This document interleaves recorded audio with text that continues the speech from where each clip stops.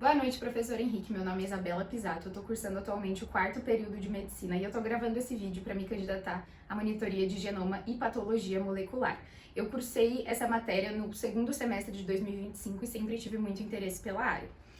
Eu acredito que o que mais me motiva a ser monitora num geral é ajudar os outros alunos por meio do ensino. Eu sempre tive vontade de lecionar e pretendo, depois que me formar, voltar para a universidade e para a área acadêmica. Além disso, eu acredito que pode ajudar muito no meu aprendizado pessoal, porque uma das melhores maneiras de se aprender é ensinar. Especificamente para monitoria de genoma, eu sempre me interessei muito, porque eu acho que conecta os mecanismos moleculares com os fenômenos clínicos e patológicos e como o micro influencia o macro e nossa vida no dia a dia. Além disso, eu tenho muito interesse na área de reprodução assistida e medicina reprodutiva. Eu pretendo seguir essa área e eu acho que a matéria de genoma e patologia molecular pode me ajudar muito nessa área da medicina que eu quero seguir. Além disso, eu acredito que o meu diferencial como monitora seria a minha facilidade para a comunicação e a minha organização no geral. Eu tenho muita facilidade e gosto muito de conversar e estar em contato com os meus colegas, tanto que eu me envolvi na atlética, na comissão de formatura, em tudo que eu consigo para estar perto das pessoas. Além disso, eu já lecionei por pouco tempo, ali um período de mais ou menos um ano, enquanto eu estava fazendo cursinho para medicina, eu dava aulas particulares de todas as matérias do ensino fundamental para alguns alunos, e eu gostei muito e era muito legal ver o resultado que eles tinham com as minhas aulas. Além disso, eu pretendo, para fazer melhorias nessa monitoria, vir com aulas esquemáticas, podem ser por vídeo ou presenciais, fica a critério do professor. Além disso, exercícios práticos, que são muito necessários para o aprendizado e para fixar o conteúdo. E eu também quero usar muito analogias e exemplos do dia a dia para as pessoas conseguirem gravar e entender o conteúdo de verdade. Professora, aqui eu fiz um esquema da minha disponibilidade de horários durante a semana. Então, na segunda-feira eu tenho a manhã toda livre e depois das 2h55. Na terça-feira, depois das 6h15. Na quarta-feira, depois das 5h30. E na sexta-feira, a tarde toda livre para poder disponibilizar para a monitoria. Hoje eu vou dar uma aula sobre replicação de DNA. Então, a primeira coisa que a gente tem que entender é que esse processo acontece antes da célula se dividir. É quando o DNA faz uma cópia dele mesmo para garantir que a informação genética seja passada completamente para as novas células, para as novas moléculas de DNA. Uma coisa importante é que é um processo semi-conservativo. O que isso significa? Significa que as duas novas duplas fitas vão ter uma fita original e uma fita que foi copiada. E a gente vai entender agora como que é o processo da cópia dessa fita. O primeiro passo para a replicação acontecer é a abertura da fita. Quem que faz isso? É a enzima helicase, que vai ser o primeiro ponto para a nossa replicação. A helicase, ela vai achar a origem da replicação, que normalmente é a ligação das bases adenina e timina. Essas duas bases são ligadas só por duas pontes de hidrogênio, então são menos pontos para quebrar. Então a helicase vai entrar, vai quebrar essa ligação, essas ligações de hidrogênio, e vai fazer com que a fita se abra para começar a fazer a cópia dela. Depois a gente vai ter as proteínas SSB, que são proteínas que vão se ligar aqui dentro e vão impedir que a fita volte a se grudar. Então a helicase vai abrir e as proteínas SSB vão segurar como se fosse a fita aberta. Uma coisa que a gente tem que entender aqui desse desenho que eu fiz é que nesse processo de replicação a gente forma uma forquilha ou bolha de replicação. Aqui, ó, se eu pegar esse círculo inteiro, né, essa forma oval, seria a bolha de replicação, porque a replicação vai acontecer tanto daquele lado quanto desse lado. Então aqui a gente tem uma bolha e duas forquilhas, uma forquilha aqui e uma forquilha aqui. Daí, depois beleza, a helicase abriu, a proteína SSB segura aberta e vai entrar a girase. A girase, ela fica aqui bem no pontinho onde a fita está sendo aberta pela helicase e ela vai fazer pequenos cortes no DNA, como se ela segurasse o DNA por um tempo em cada ponto, para que o DNA que está aqui não embole. Para a gente continuar entendendo o processo de replicação, a gente tem que perceber que existem dois processos um pouco diferentes, de um lado da fita original e do outro lado da fita original. Então, eu vou começar explicando para vocês esse lado daqui, ó, da fita original contínua, onde vai ser replicado continuamente. Então, perceba, na fita original, a gente vai ter aqui uma pontinha 3 linha e lá 5 linha.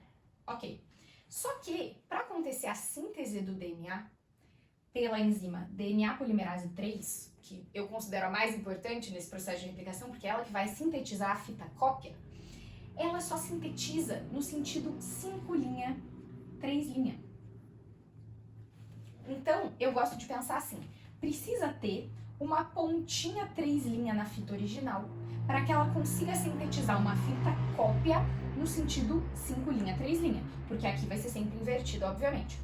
Então, a DNA polimerase na fita contínua, ela vai achar essa pontinha 3' na fita original e ela vai sintetizar no sentido 5' 3'.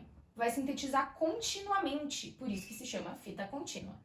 Já do outro lado, né, aqui na parte de cima do meu desenho, a gente vai ter a fita descontínua, que é um processo um pouquinho diferente. E por quê?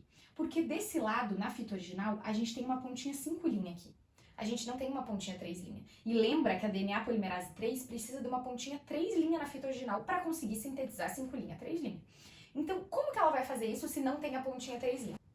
Agora vai entrar a nossa mágica, a enzima primase. O que a primase vai fazer? Ela vai pegar na fita descontínua e ela vai colocar primers de RNA.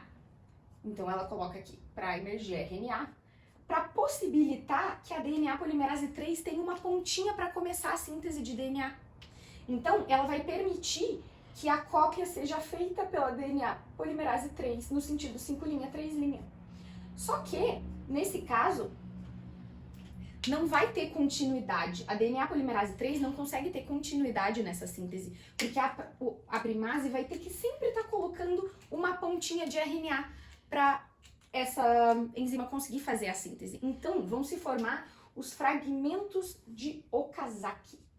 Pensem assim, pensem que o japonês é muito inteligente. E os japoneses sabem esse conteúdo. Então é o Okazaki, nosso amigo Okazaki sabe esse conteúdo. Então ele vai formar os fragmentos de Okazaki, que são basicamente pedaços de DNA entre primers de RNA. Daí beleza, só que não dá para ter RNA numa fita, né? A molécula de DNA ali não vai ser funcional. Então, quem que vai entrar nessa parte? A DNA polimerase 1.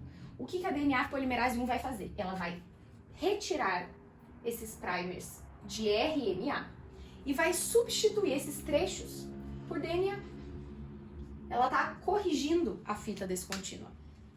E daí, para ligar esses fragmentos, entra a ligase, como o nome já diz, a ligase liga, né, os fragmentos e possibilita que tenha uma fita íntegra e contínua, né? A replicação é de forma descontínua, mas a fita, obviamente, fica íntegra e completa. Agora, a gente vai falar da última enzima que atua no processo de replicação, a telomerase. E ela corrige um problema que acontece nesse processo de replicação. Então, vamos pegar aqui. Essas são as extremidades finais que estão sendo replicadas do cromossomo.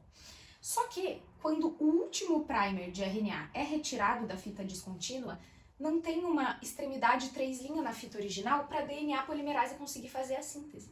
Daí que vai entrar a nossa enzima telomerase, que vai fornecer um molde de RNA para que a DNA polimerase consiga sintetizar um finalzinho dessa fita.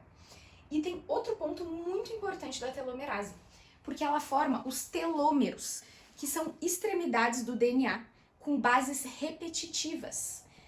Isso acontece por quê? Se não tivesse a telomerase, o último primer é retirado, não tem a síntese do finalzinho da fita original, então uma parte de DNA útil ia ser descartado a cada divisão celular. Com a colocação da telomerase e dessas bases repetitivas no final dos cromossomos, quando ocorre a divisão celular, é perdida uma parte inútil, né? Uma parte repetitiva do DNA. Então, os telômeros protegem o nosso DNA, protegem do envelhecimento celular e do envelhecimento geral do próprio corpo, né? Uma analogia legal que a gente pode fazer com os telômeros é como se eles fossem aquela pontinha de plástico que fica no cadarço, sabe? Que evita que desfie. Enfim, mas foi isso, professor, espero que tenha gostado. Eu tava um pouco nervosa, mas estou muito animada com essa monitoria e espero muito que dê certo. Tchau, tchau!